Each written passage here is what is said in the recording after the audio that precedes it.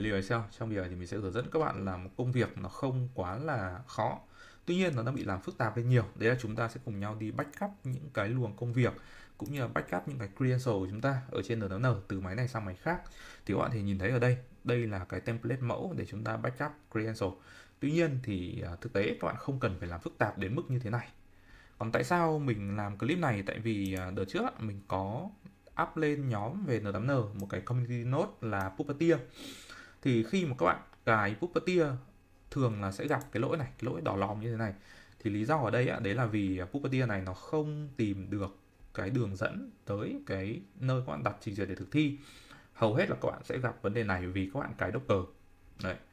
Và ở đây cái cách xử lý thì có hai cách. Cách thứ nhất đấy là các bạn sẽ thêm vào ở trong nút Puppeteer một cái executable path, là các bạn sẽ đưa cái đường dẫn tới nơi mà các bạn cài đặt trình duyệt. Đó.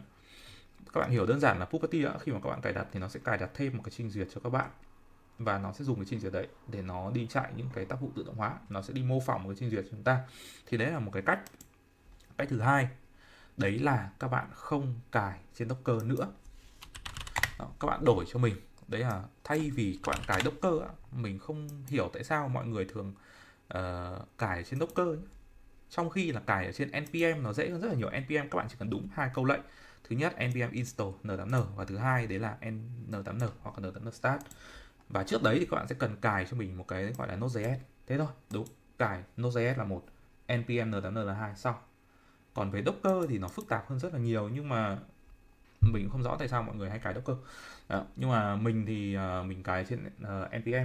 Đó.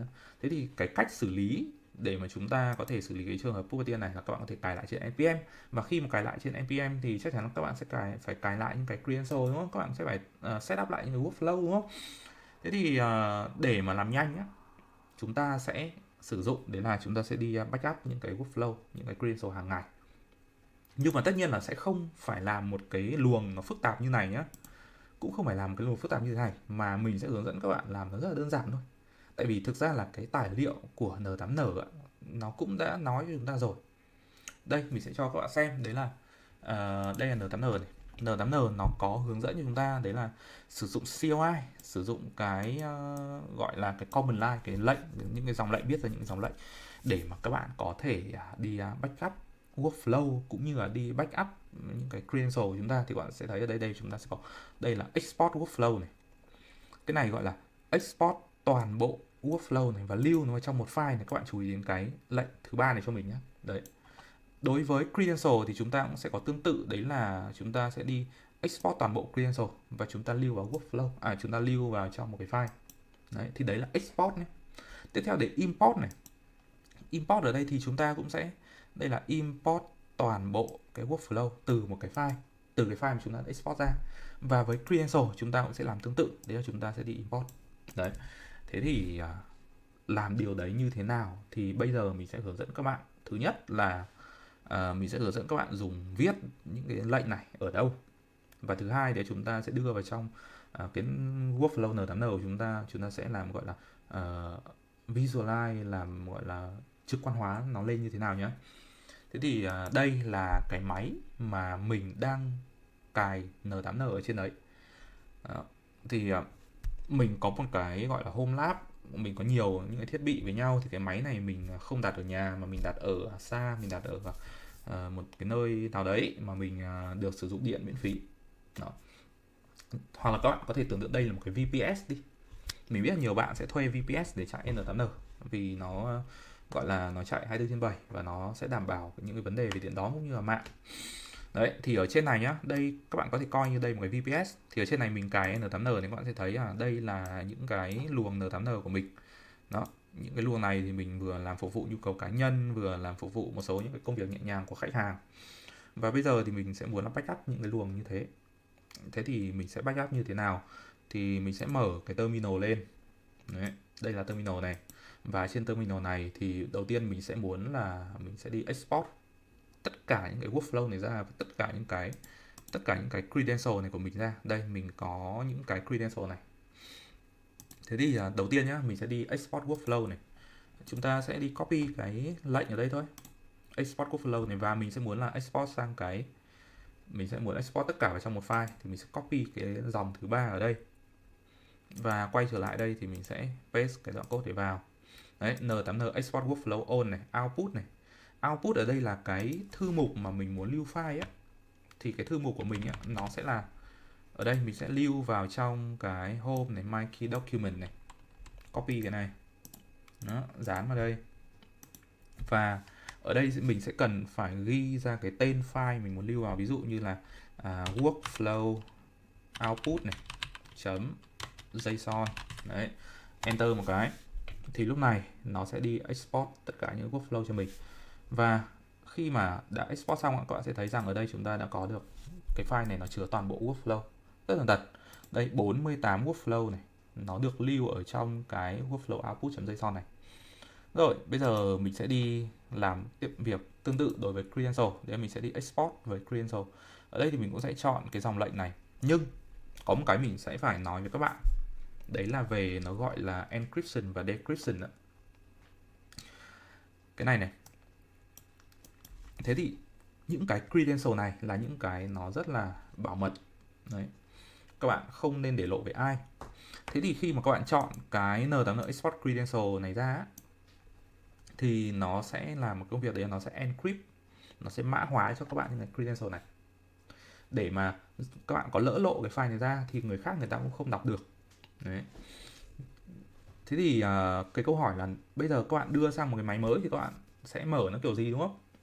Thì ở trong N8N á, khi mà các bạn khi mà nó đi encrypt, nó đi mã hóa thì nó sẽ mã hóa vào một cái mã mà các bạn cho sẵn.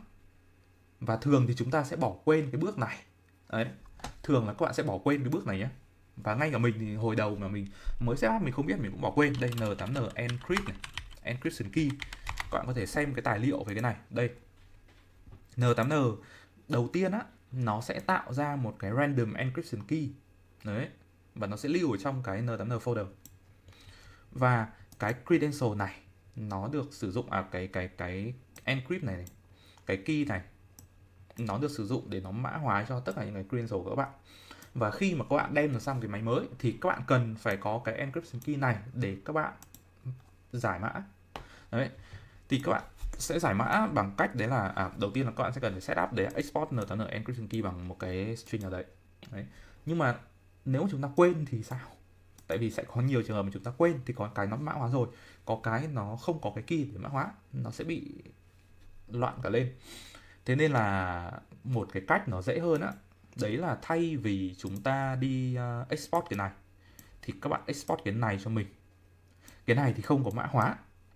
Và bởi vì không có mã hóa nên là cái file mà các bạn export ra á, mà các bạn bị lộ vào tay người khác á, thì coi như các bạn mất hết credential luôn.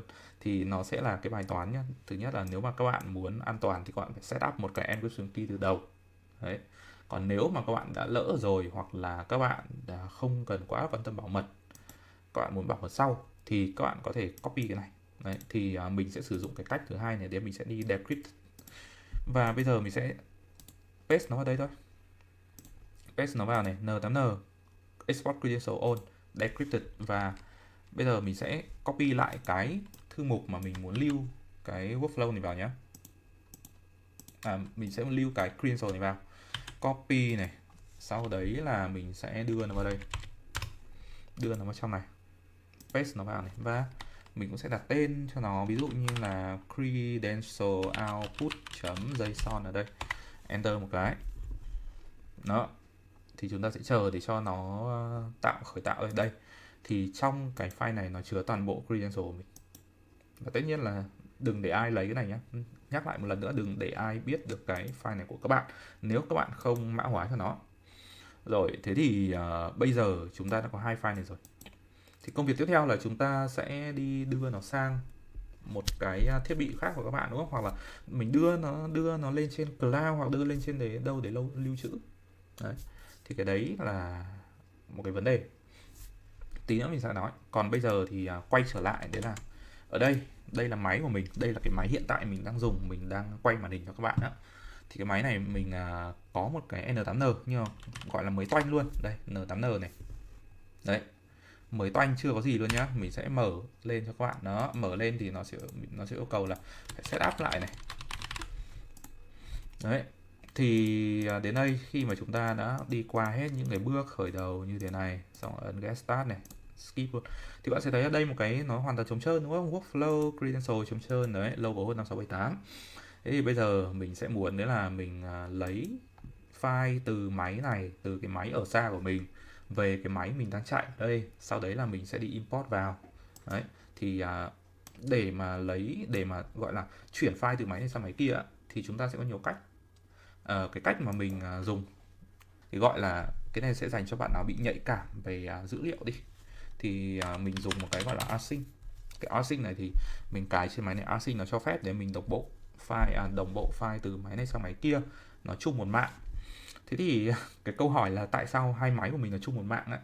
Thì nếu các bạn đã xem những cái clip về setup tự host N8N thì các bạn sẽ thấy là mình hay giới thiệu cho các bạn cái này này, Tailscale.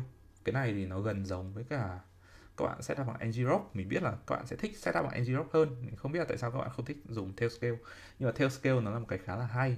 Nó sẽ tạo cho các bạn một cái gọi là tunnel, thì các bạn sẽ nhìn thấy ở đây nhá, đây là tất cả những cái máy này của mình, đây là trong một cái mạng home lab. Thế thì cái máy này, cái mạng này nó cho phép mình làm gì? Nó cho phép đấy là những cái máy này khi mà nó kết nối vào á, thì nó coi như là nó nằm trong cùng một cái mạng local với nhau. Đấy, và nó có thể nó đưa cho nó có những cái kết nối an toàn với nhau. Đấy, thì mình thường mình dùng cái này để mà mình đi remote access tới những cái máy khác. Đây một cái ví dụ này. Đấy, mình đi remote access bằng cái Tailscale này. Thế thì với Tailscale mình có thể sử dụng async. Tại vì async á, thì các bạn sẽ phải cho hai cái máy này nó về cùng một mạng. Đấy, thì async nó là cái quá trình mà các bạn chuyển file từ máy này sang máy kia nhé. Còn nếu các bạn không async hoặc là máy các bạn nó không trong cùng một mạng thì sao? Thì các bạn có thể làm bằng cách là các bạn có thể đẩy lên trên Drive, hoặc các bạn đẩy lên trên Cloud, các bạn đẩy lên trên một chỗ nào đấy, GitHub, Google Drive, OneDrive, vân vân mây mây tùy các bạn. Sau đấy các bạn sẽ kéo nó về. Đấy, thì đấy cũng là một cách. Còn mình thì mình sẽ dùng async cho nó nhanh nhá. Async thì ở đây mình sẽ biết là AVZ này. Cái này thì các bạn không cần quan tâm đâu. Cái này thì nếu các bạn dùng async thì các bạn sẽ hiểu thôi. Đấy, đầu tiên là mình sẽ phải đưa vào cái thư mục nơi mà mình lưu trữ, nơi mình chứa những cái file lưu trữ. Copy cái này, paste vào đây. Sau đấy là gì? Sau đấy là đến cái máy của mình sẽ lấy cái device, cái IP của mình ở đây, paste nó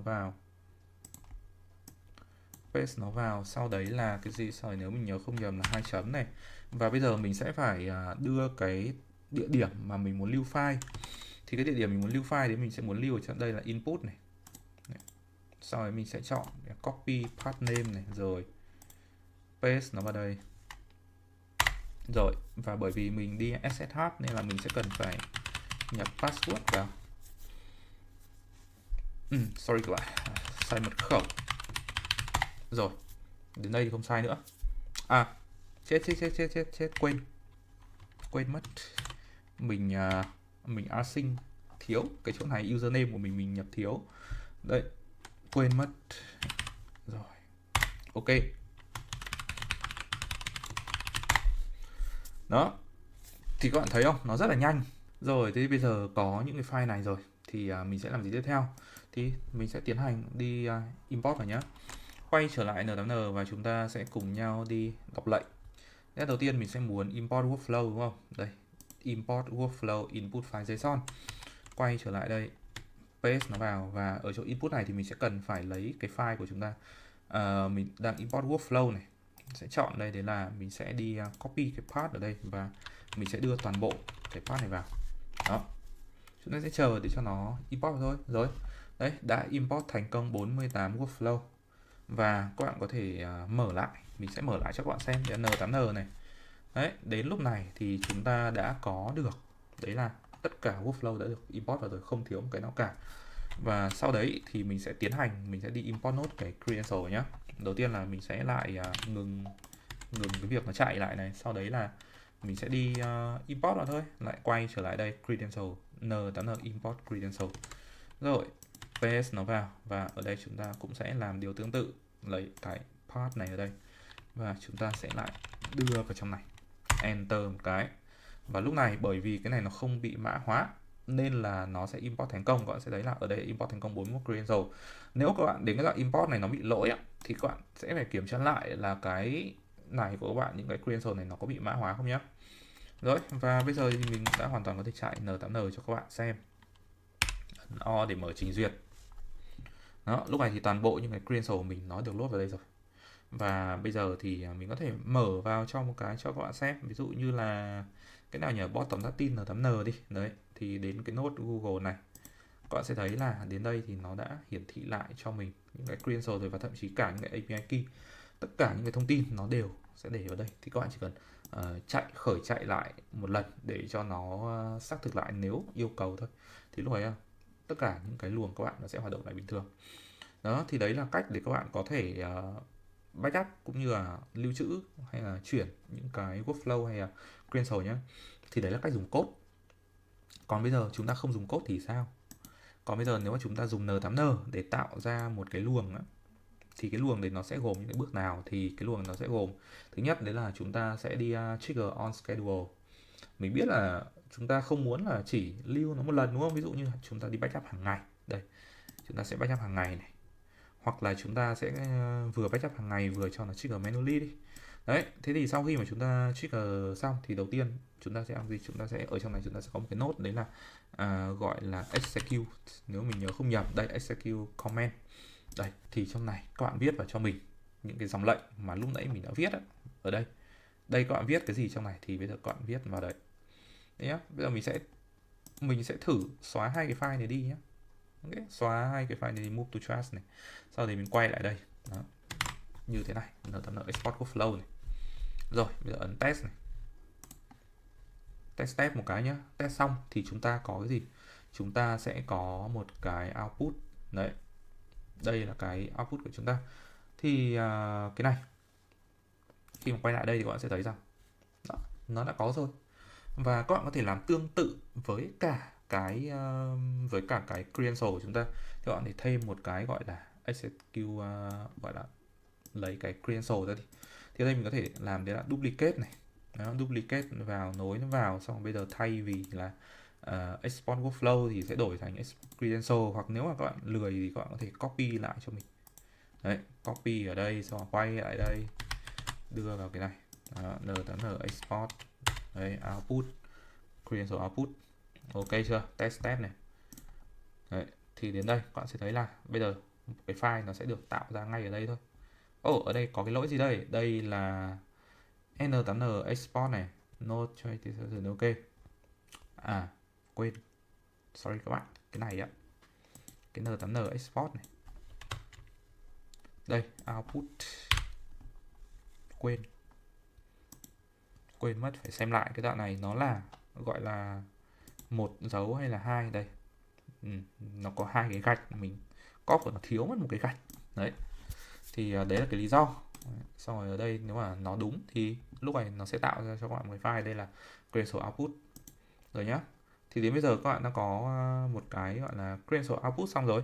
Và bây giờ với hai cái output này thì chúng ta sẽ làm gì? Thì bây giờ nó đang là hai cái file nó nằm ở trong máy các bạn này đúng không? Thì bây giờ chúng ta có thể nếu các bạn đưa nó lên trên drive để các bạn lưu trữ thì các bạn sẽ viết cho mình đấy là file này. Thì chúng ta sẽ có read write file from this ở đây. Thì mình sẽ read file nhé. Đây, read file này thì mình sẽ lấy cái đường dẫn của cái này. Cái này nó hơi lộ. Cái này lộ không sao. Đây mình sẽ đi copy path của nó cho các bạn. Đây. Copy viết thế này đi. Viết thế này cho nó dễ hình dung. Đây, copy này. Đây, paste nó vào đây, sau đấy là cái gì? Workflow output.json. Rồi nhá. Test này. Đấy. View này. Đúng cái file JSON của chúng ta rồi đúng không? Đây. Đây, JSON. Đấy, những cái này. Đây. Rồi. Thế thì sau khi mà có xong cái này thì các bạn có thể đưa nó lên trên đâu đấy để lưu trữ. Ví dụ như là bây giờ các bạn nối với cả Google Drive chẳng hạn. Đây, Google Drive, xong rồi các bạn chọn đấy là bây giờ chúng ta sẽ đi upload một cái file lên. Đấy. Sau đấy là đến cái luồng thứ hai, sau khi các bạn đã upload file lên xong thì các bạn sẽ đi kéo cái file để nó về máy của các bạn, hoặc các bạn lưu ở đấy thôi. các bạn lưu thế thôi thì các bạn chưa cần kéo vội, lúc nào mà máy của các bạn nó hỏng thì các bạn mới lưu, các bạn mới kéo về. Còn bây giờ nếu mà các bạn cho vào đấy là upload này. Đấy. Drive quên mất, đây Google Drive, xong rồi các bạn đi upload cái file này lên đó. Đây upload này, mình có credential này, các bạn upload xong các bạn đặt tên cho cái file đấy, xong các bạn đi upload hàng ngày. Thế thì lúc nào cái file các bạn cũng sẽ nằm trên Google Drive. Thì đây là toàn bộ cái luồng các bạn kéo vào đây, thì mỗi ngày nó chạy một lần đó. Đây 1 2 3 4 5 5 bước các bạn đã đi export được credential, các bạn đã export được workflow, và sau những cái bước đấy thì các bạn hoàn toàn có thể đưa nó vào các bạn thực thi ở trên máy của các bạn, máy mới các bạn. Thì đấy cũng là toàn bộ nội dung của video ngày hôm nay.